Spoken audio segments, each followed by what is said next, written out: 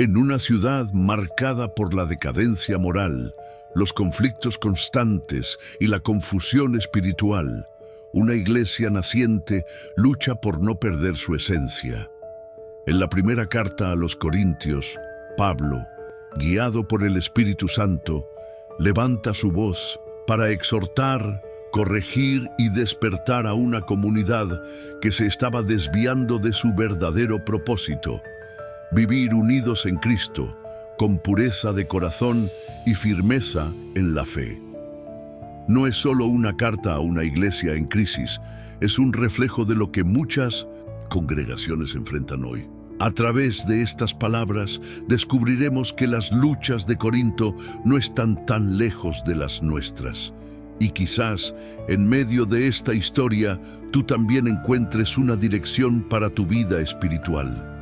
Antes de comenzar, si este mensaje toca tu corazón, dale like, suscríbete y comenta qué fue lo que más te inspiró.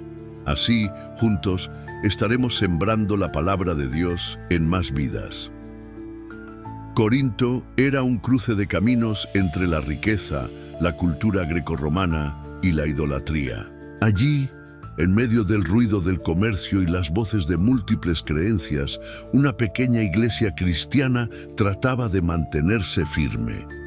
Fundada por Pablo, esta comunidad había crecido con rapidez, pero también con muchas fisuras internas. Las divisiones comenzaron a aparecer como grietas en una pared. Algunos se alineaban con Pablo, otros con Apolos, otros con Cefas. Cada grupo formaba su propia identidad dentro de la iglesia, olvidando que su verdadera unidad debía estar en Cristo. Pablo no tarda en confrontar esta situación. En 1 Corintios 1:10 ruega: os ruego, hermanos, por el nombre de nuestro Señor Jesucristo, que habléis todos una misma cosa y que no haya entre vosotros divisiones, sino que estéis perfectamente unidos en una misma mente y en un mismo parecer. Su mensaje es directo. La división es una amenaza mortal para el cuerpo de Cristo. No se trata de preferencias personales, sino de preservar la integridad del Evangelio. ¿Está Cristo dividido?, pregunta en el versículo 13. Su punto es claro: la iglesia no puede seguir a hombres, debe seguir a Cristo, el único fundamento, verdadero. Pero Pablo no se detiene en las divisiones, da un paso más y se enfrenta a la falsa sabiduría que había contaminado la comunidad. En un mundo donde se valoraba la elocuencia y el conocimiento humano, Pablo les recuerda que el poder de Dios no se manifiesta en discursos vacíos, sino en la cruz de Cristo. La palabra de la cruz es locura para los que se pierden, pero para los que se salvan, esto es para nosotros, es poder de Dios. 1 Corintios 1:18. Lo que el mundo ve como debilidad, Dios lo transforma en victoria. En lugar de jactarse de su sabiduría, los creyentes debían reconocer que su llamado provenía de Dios, quien escoge lo débil para avergonzar a lo fuerte. En 1 Corintios 1:26-27, Pablo escribe: mirad, hermanos, vuestra vocación, que no sois muchos sabios según la carne, ni muchos poderosos, ni muchos nobles, sino que lo necio del mundo escogió Dios para avergonzar a los sabios. Estas palabras no solo humillan el orgullo humano, sino que también elevan el valor de cada creyente, recordándoles que su dignidad viene de Dios y no del reconocimiento terrenal. El capítulo 2 lleva esta enseñanza a una profundidad aún mayor. Pablo recuerda cómo llegó a Corinto, sin grandes discursos, sin espectáculo, con temor y temblor. En 1 Corintios 2:1-2 confiesa: no fui con excelencia de palabra o de sabiduría, pues me propuse no saber entre vosotros cosa alguna, sino a Jesucristo y a este crucificado. Su intención era clara: que su predicación no se apoyara en la habilidad humana, sino en la demostración del poder de Dios. A continuación, introduce uno de los conceptos más bellos y complejos, la sabiduría de Dios revelada por el Espíritu. No es una sabiduría que se aprende en libros, ni que se alcanza por el intelecto, sino que es dada a aquellos que tienen el Espíritu Santo. Nosotros hablamos sabiduría de Dios en misterio, dice en 1 Corintios 2:7, la sabiduría oculta, la cual Dios predestinó antes de los siglos para nuestra gloria. Este conocimiento espiritual no es accesible a través de la lógica humana, sino por revelación divina. Pablo afirma que el hombre natural no puede comprender las cosas del Espíritu de Dios porque para él son locura. Solo el hombre espiritual puede discernir lo profundo de Dios, y esa sabiduría que antes era un misterio, ahora ha sido revelada en Cristo y está disponible para aquellos que tienen su espíritu. Es una invitación a buscar no el conocimiento que infla, sino el que transforma. Con estas enseñanzas, Pablo no solo está corrigiendo errores, está construyendo un nuevo fundamento para la iglesia. Uno donde Cristo es el centro y la sabiduría divina es la luz que guía sus pasos. La iglesia de Corinto necesitaba recordar que no era simplemente una comunidad humana, sino el templo del Dios vivo.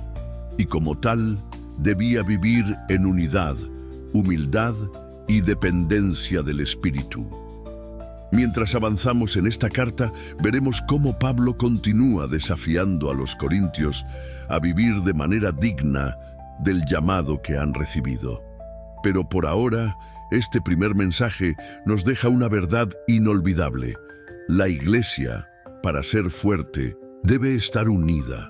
Y esa unidad solo se encuentra cuando dejamos de lado nuestras preferencias humanas y abrazamos plenamente a Cristo como nuestro todo. La sabiduría que Dios revela es tan profunda que el mundo no puede comprenderla con su lógica limitada. Solo a través del Espíritu Santo podemos captar su verdad. Así lo declara Pablo en 1 Corintios 2:10. El Espíritu todo lo escudriña, aun lo profundo de Dios. Esta sabiduría divina es un regalo que transforma el alma y orienta al creyente hacia una vida verdaderamente centrada en Cristo, muy por encima de cualquier filosofía o razonamiento humano. Pablo no solo está hablando de conocimiento, sino de una revelación que cambia vidas.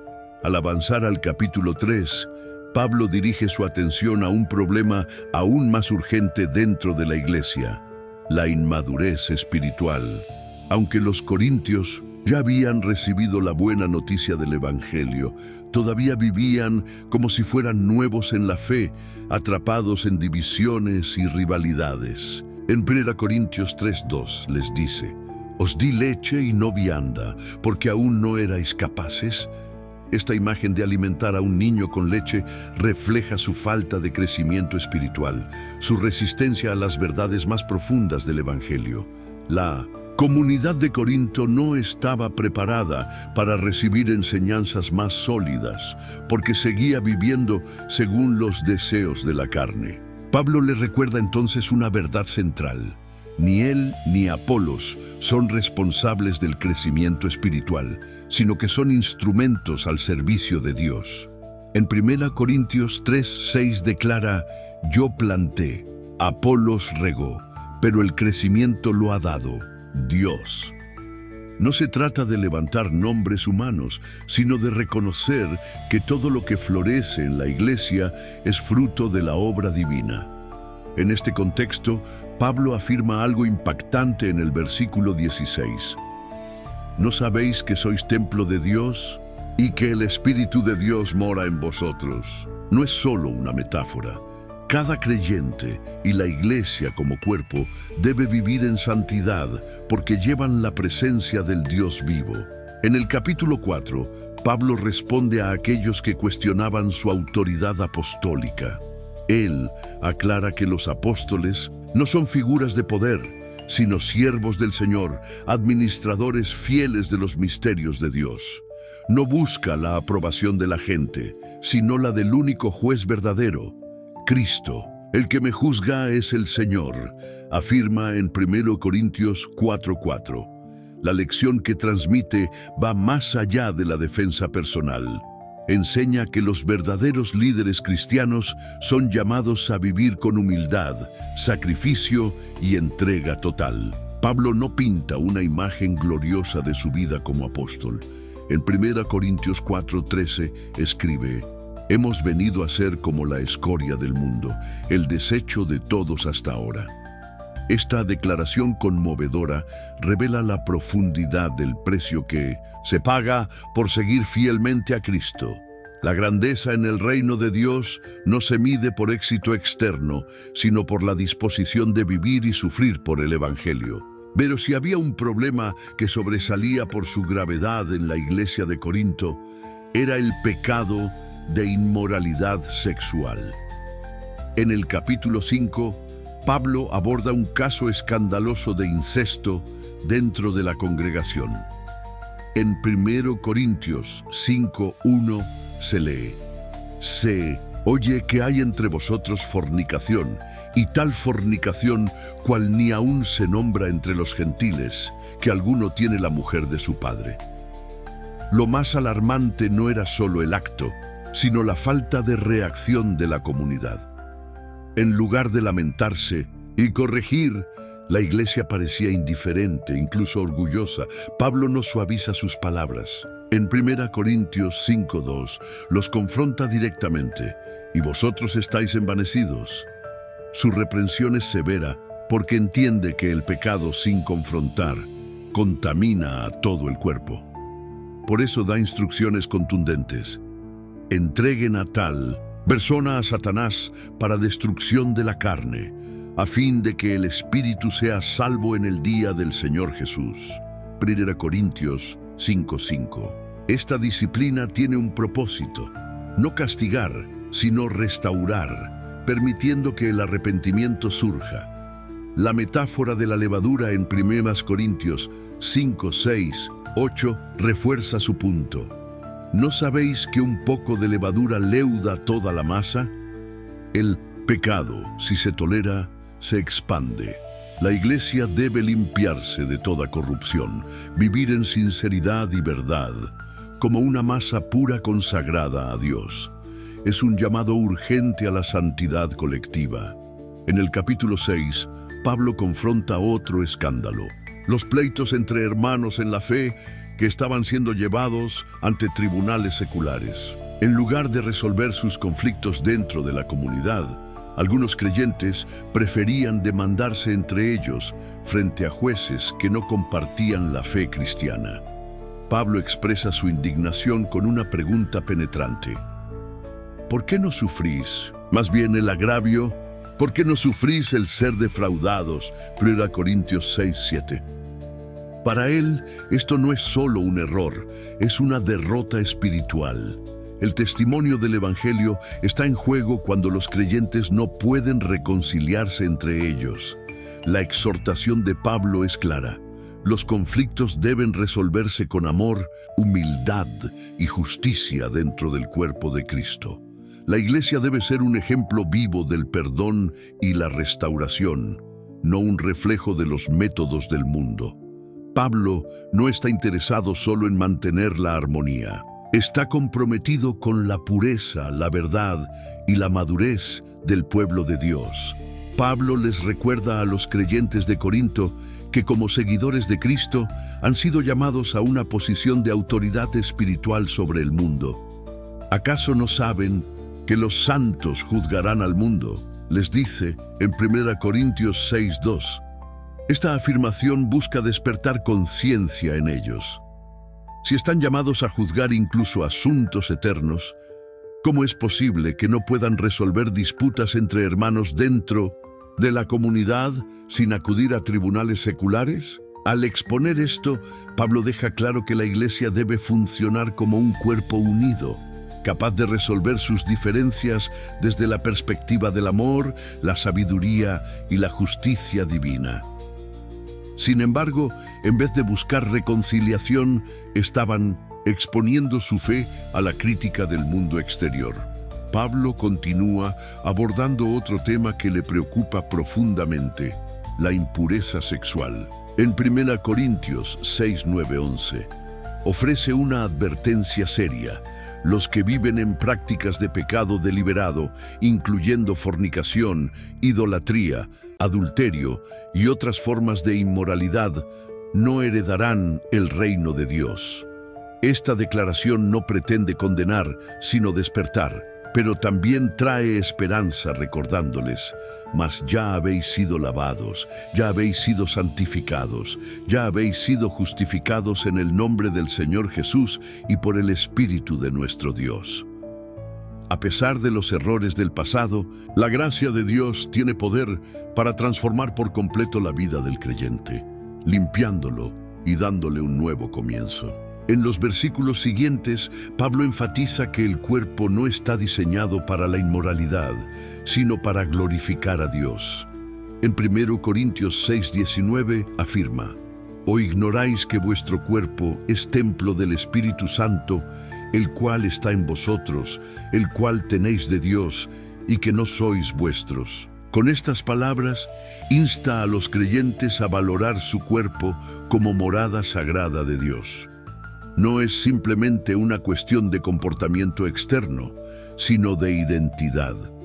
Cada creyente ha sido comprado por precio y debe honrar a Dios en todo, incluso en su vida física.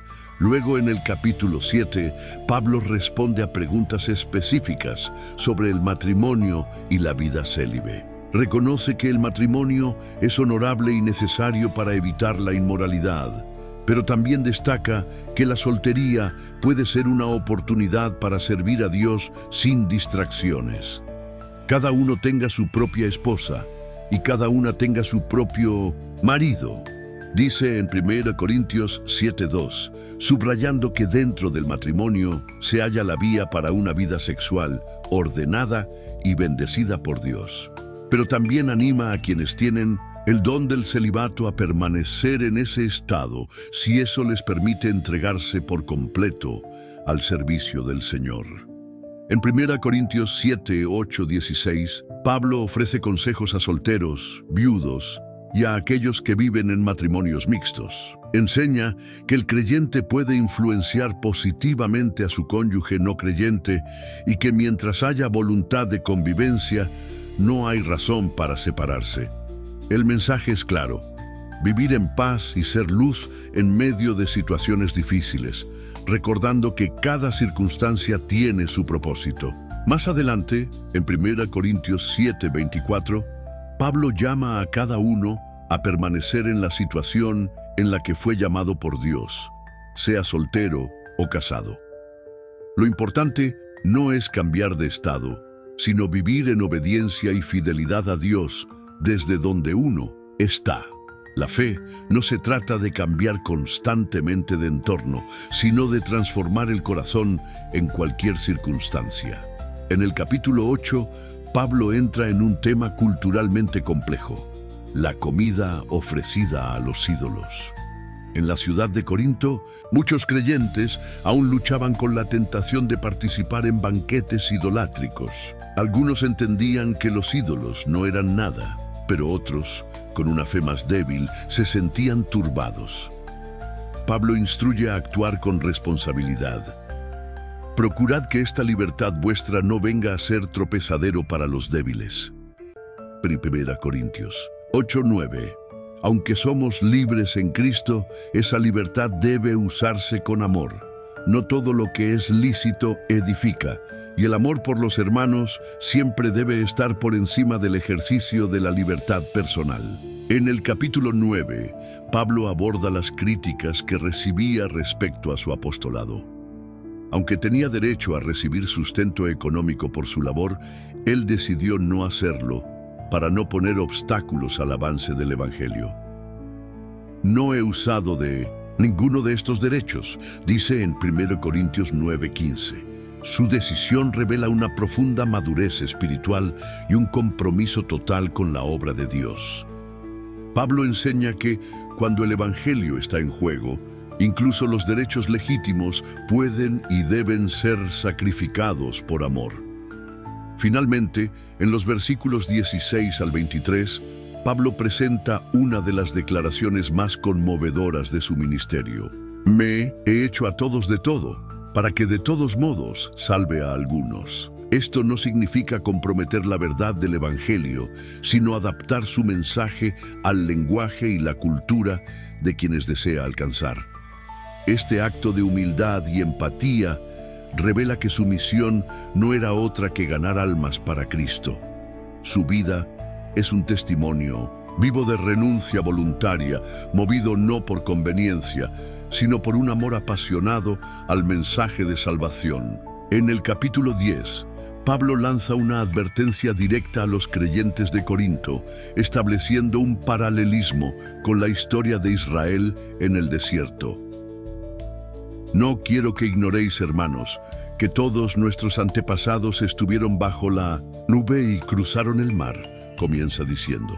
Aunque Dios los guiaba, muchos israelitas cayeron en la idolatría, la queja y la desobediencia, lo cual trajo juicio sobre ellos. Pablo utiliza este ejemplo como una clara advertencia. Tener experiencias espirituales no garantiza fidelidad si no hay obediencia. Recuerda también que Dios no permite pruebas sin salida y que su fidelidad siempre ofrece escape ante la tentación. En los versículos 14 al 22, Pablo exhorta a los cristianos a mantenerse alejados de cualquier práctica relacionada con los ídolos, especialmente compartir comidas sacrificadas a ellos. Participar de estas mesas equivalía a tener comunión con demonios. No podéis beber la copa del Señor y la copa de los demonios, advierte. La verdadera comunión pertenece únicamente a Cristo, y cualquier mezcla compromete la pureza espiritual. Más adelante, del versículo 23 al 33, Pablo retoma el tema de la libertad cristiana.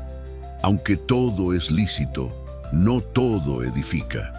Todo me es lícito, pero no todo conviene, declara. La libertad no debe ser usada para satisfacción personal, sino en función del amor y el bien de los demás. Cada acción del creyente debe considerar su impacto en la comunidad de fe. En el capítulo 11, Pablo establece principios sobre el orden en la adoración, refiriéndose al papel de las mujeres en la congregación. Enseña que, al orar o profetizar, las mujeres deben cubrir su cabeza como señal de respeto al orden establecido por Dios. Este principio, aunque debatido hoy, refleja el llamado a mantener reverencia en la adoración pública y reconocer la estructura de autoridad espiritual. Desde el versículo 17, Pablo corrige el abuso que algunos cometían al participar de la Cena del Señor.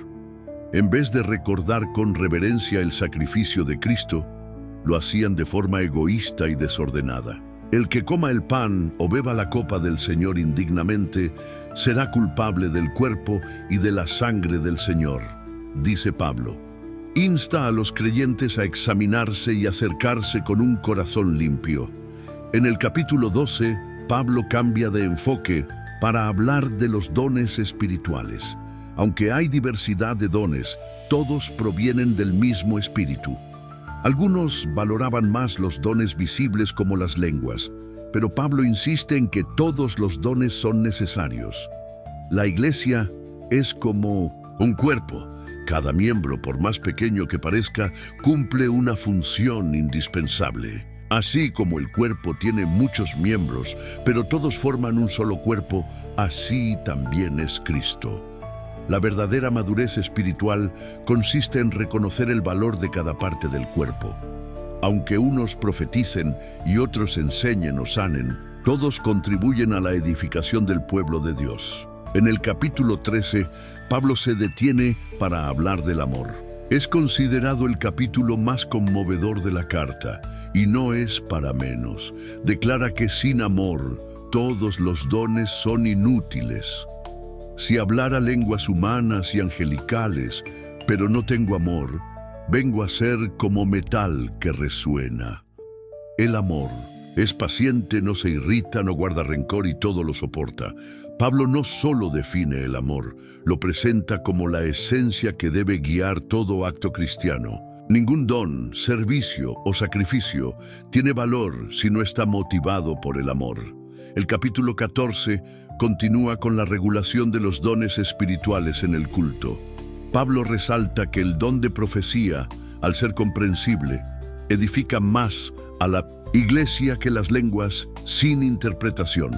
Seguid el amor y procurad los dones espirituales, pero sobre todo que profeticéis. Todo en la iglesia debe hacerse con orden y para la edificación. No hay lugar para el caos espiritual. La presencia de Dios se manifiesta en armonía, no en confusión. En los versículos 26 al 40, Pablo insiste en que todo lo que se practique en el culto, ya sean himnos, revelaciones o lenguas, debe estar guiado por el orden y la edificación común. En el capítulo 15, Pablo aborda el tema más trascendental, la resurrección. Les recuerda que sin la resurrección de Cristo, toda predicación es inútil. Si Cristo no resucitó, vana es nuestra fe. El corazón del Evangelio es que Jesús venció la muerte, y en esa victoria reside nuestra esperanza de resurrección.